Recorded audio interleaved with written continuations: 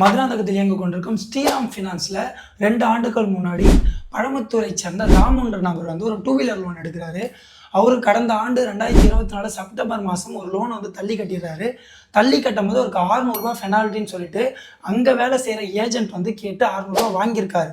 ஆனால் அந்த நபர் வந்து பார்த்தீங்கன்னா கட்டாமலே இருந்திருக்காரு.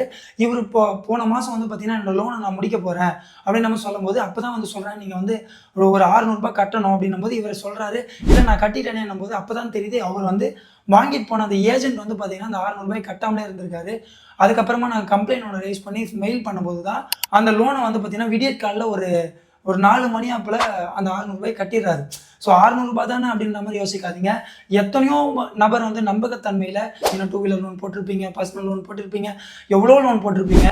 ஸோ ஏஜென்ட் பண்ணுற தப்புனால நம்மளோட சிபில் வந்து அடிப்படும். ஸோ இதே மாதிரி தான் கடந்த 2 ஆண்டுகளுக்கு முன்னாடி ஈசாப்லேயே நடந்தது. யாரெல்லாம் வந்து கை நாட்டு வைக்கிறாங்களோ அவங்களெல்லாம் டார்கெட் பண்ணி படிப்பறிவு இல்லாதவங்க, அவங்க வந்து அந்தளவுக்கு நாலேஜ் இல்லாதனால அவங்களை ஏமாத்திடலான்னு டார்கெட் பண்ணி நிறைய பணங்களை வந்து கையாடல் பண்ணியிருந்தாங்க. இதே மாதிரி தான் இப்போ ரீசெண்டாக இந்த மகளிர் குழுலையும் வந்து பார்த்தீங்கன்னா பணம் கொடுக்குறாங்க, இந்த ஏஜென்ட் எடுத்துகிட்டு போய் கட்டுறதில்ல. ஸோ தயவு செஞ்சு நீங்கள் கட்டுற லோனுக்கான ஸ்டேட்மெண்ட்டை போய் கேளுங்க. இல்லைனா நம்ம ஒழுங்காக கட்டலை அப்படின்னா நம்மளோட சிபில் தான் வந்து அடிப்படும். ஸோ யாராச்சும் இந்த மாதிரி பாதிக்கப்பட்டிருந்தீங்கன்னா தயவு செஞ்சு கமெண்ட் செக்ஷனில் சொல்லிட்டு போங்க. ஸோ இந்த மாதிரி யூஸ்ஃபுல்லான வீடியோஸ் பண்ண நம்ம பேஜை ஃபாலோ பண்ணி வச்சுக்கோங்க. நன்றி.